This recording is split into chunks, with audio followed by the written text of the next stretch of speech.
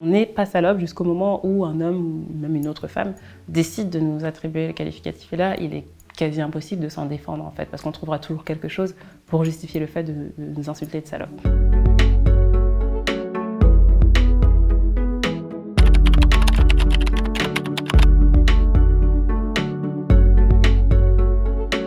Mon entrée dans le travail du sexe, elle s'est faite un peu au fur et à mesure.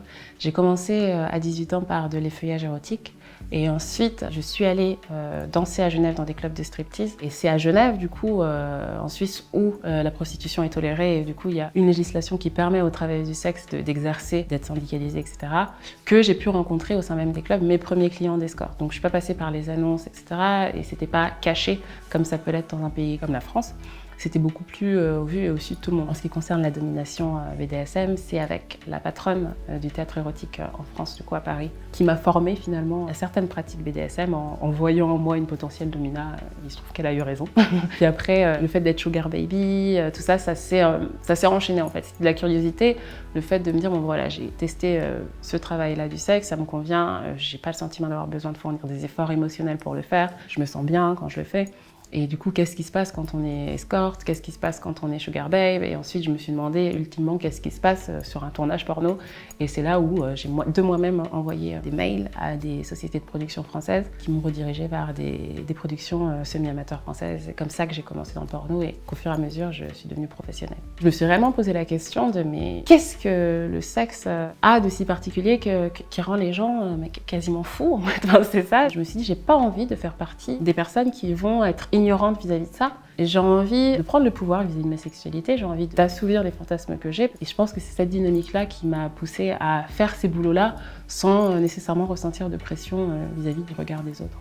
Le fait de présenter toutes les prostituées ou la prostitution comme du viol tarifé ou toutes les prostituées comme des victimes, il y a cette volonté politique et puritaine, je pense, de stigmatiser cette profession qui, quelque part, est libératrice pour les femmes qui l'exercent librement. Elle est libératrice d'énormément d'injonctions patriarcales, c'est-à-dire que, conformément au patriarcat, le sexe hétérosexuel est dû à l'homme, en fait. Les femmes sont censées être à disposition des hommes sexuellement. Et ce qui se passe, c'est que la prostituée, elle va poser des tarifs sur des services sexuels. Et d'un coup, elle va retourner le rapport de force sexuel qui existe dans les relations hétérosexuelles.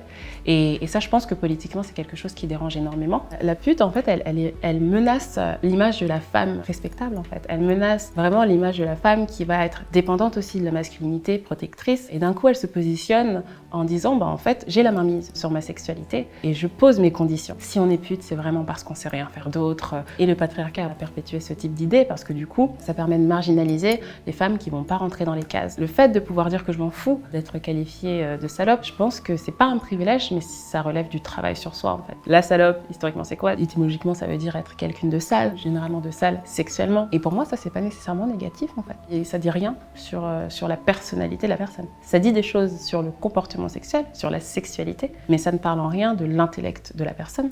Et du coup, pour moi, ça vaut autant que dire elle a les cheveux courts. Maintenant, on peut aussi être appelé salope en raison de notre tenue vestimentaire. On peut être insulté de salope pour tout un tas de raisons en fait. C'est là où on se rend compte qu'on n'est pas salope jusqu'au moment où un homme ou même une autre femme décide de nous attribuer le qualificatif. Et là, il est quasi impossible de s'en défendre en fait, parce qu'on trouvera toujours quelque chose pour justifier le fait de nous insulter de salope. On utilise ce mot pour vraiment frapper dans la dignité des femmes et les décrédibiliser, etc.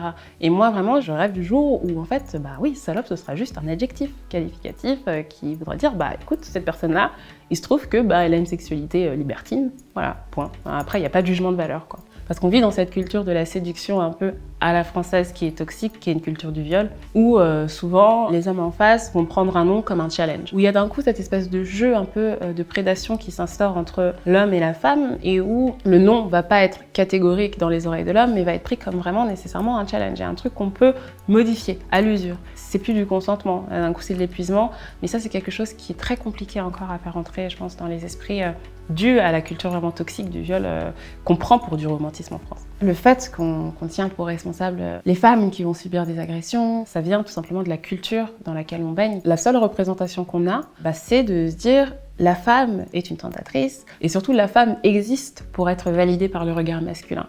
Et à partir de ces constats-là, qui sont certes complètement faux, chaque agression va être la responsabilité de la femme qui l'a subie.